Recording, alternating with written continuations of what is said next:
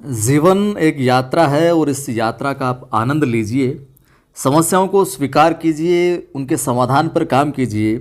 जीवन है जो स्वतः ही सरल लगने लगेगा और जो आपके समक्ष समस्याएं आ रही है, जो आपने लक्ष्य निर्धारित कर रखे हैं, वो स्वतः ही है जो पूर्ण होते चले जाएंगे। नमस्कार, जय हिंद।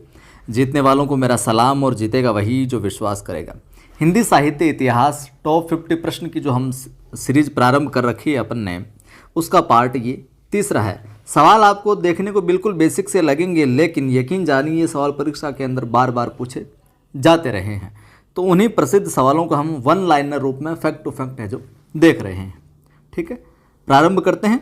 अगर आपको अच्छा लगता है ये सीरीज, ये वीडियो, तो लाइक शेयर जरूर किया करें और पहली बार देखने वाले बंधु सब्सक्राइब भी कर लेना। पहला सवाल आपके समक्ष है कि किस आलोचक ने आदिकाल को बीज वपन काल नाम से अभिहित किया।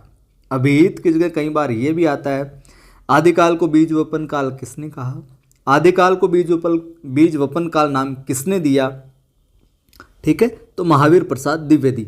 और सवाल उल्टा भी पूछा गया है कि महावीर प्रसाद द्विवेदी ने आदिकाल को क्या नाम दिया। ठीक है, तो इस प्रकार से भी सवाल आता है। तो बीज वपन काल आदिकाल महावीर प्रसाद द्विवेदी, या महावीर प्रसाद द्विवेदी ने आदिकाल को क्या कहा, बीज वपन काल नाम से जो पुकारा। अगला सवाल है कि सरहपाद को हिंदी का प्रथम कवि किसने माना। राहुल सांकृत्यायन। अलग अलग विद्वानों ने अलग अलग कवियों को प्रथम कवि माना है और इस सेगमेंट पर, इस टॉपिक पर है जो अलग से वीडियो बनाया हुआ 2-3 मिनट का छोटा सा। तो हमें यहाँ पर ध्यान में रखना है, सरहपाद को ही या फिर सरहपा को हिंदी का प्रथम कवि किसने माना है, राहुल सांकृत्यायन ने माना है। सवाल आपसे पूछा जाए कि आचार्य रामचंद्र शुक्ल ने हिंदी साहित्य के प्रारंभिक काल को किस नाम से भी अभिहित किया, वीरगाथा काल।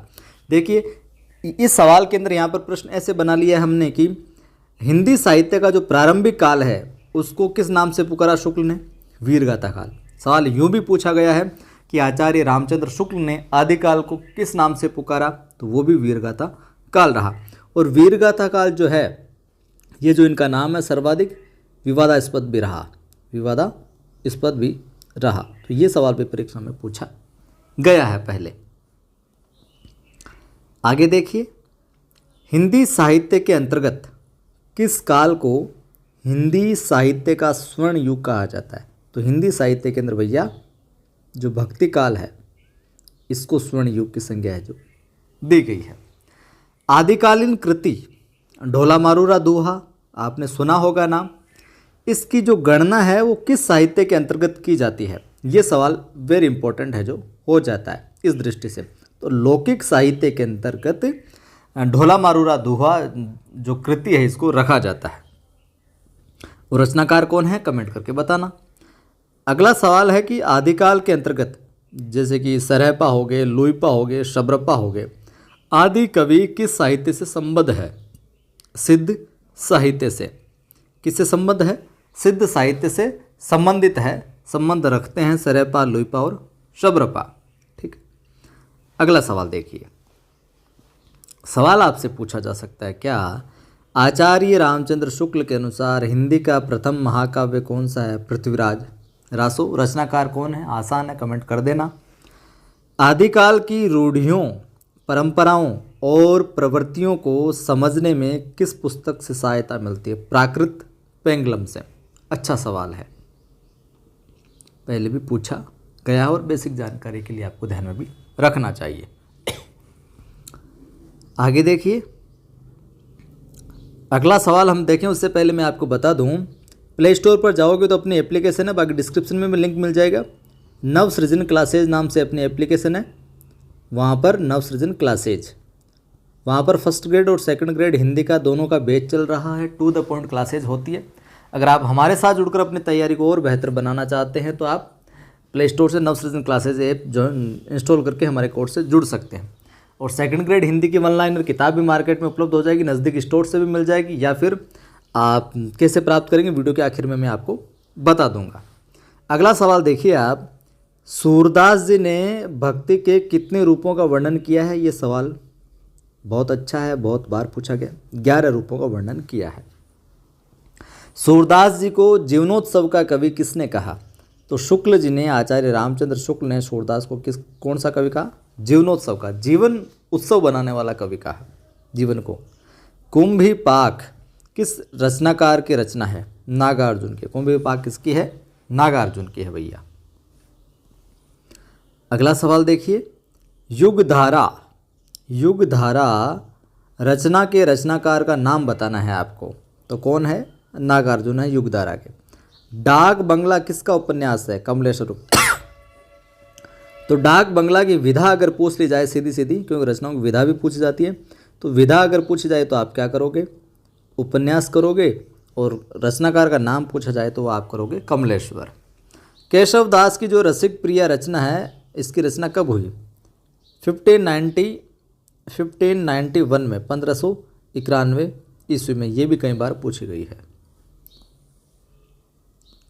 अगला सवाल देखिए, the modern vernacular literature of Hindustan का लेखक कौन? George Grierson. आसान है। हिंदी साहित्य इतिहास की परंपरा में सर्वोच्च स्थान किस लेखक को मिला? भैया रामचंद्र शुक्ल को मिला हिंदी साहित्य इतिहास की परंपरा में। तो ये सवाल भी अच्छा है। गारसा देतासी ने इस्तवार देला लिटरेचर एंदू हिंदुस्तानी ग्रंथ की जो रचना की वो किस भाषा में की? भैया फ्रेंच में की थी। आसान सवाल है, प्रथम इतिहासकार भी माने जाते हैं ये।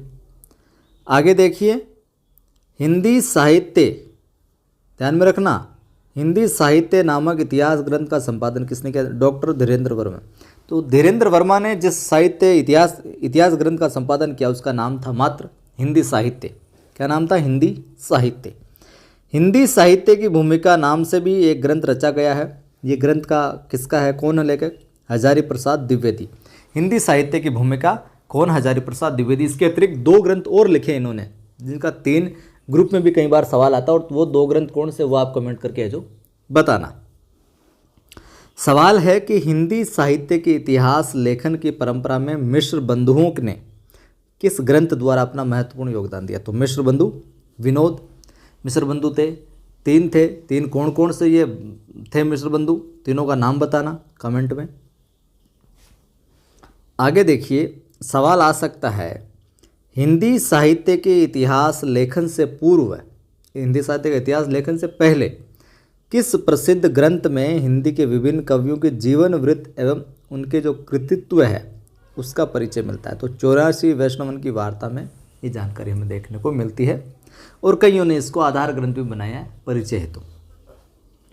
आचार्य रामचंद्र शुक्ल का इतिहास ग्रंथ कौन सा? हिंदी साहित्य का इतिहास एक स्वतंत्र रूप से, स्वतंत्र पुस्तक से पहले किस रूप में प्रकाशित हुआ था? तो हिंदी शब्द सागर की भूमिका के रूप में प्रकाशित हुआ था।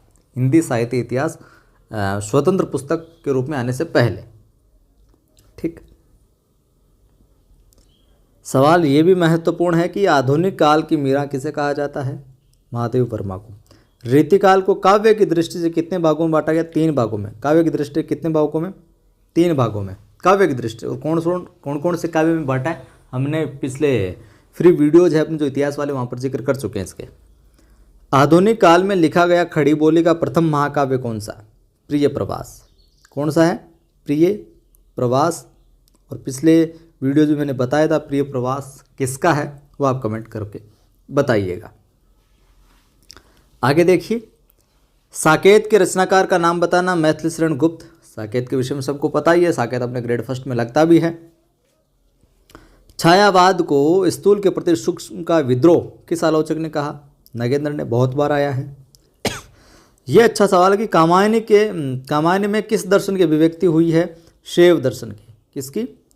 शैव दर्शन की अभिव्यक्ति हमें देखने को मिलती है कामायनी के अंदर।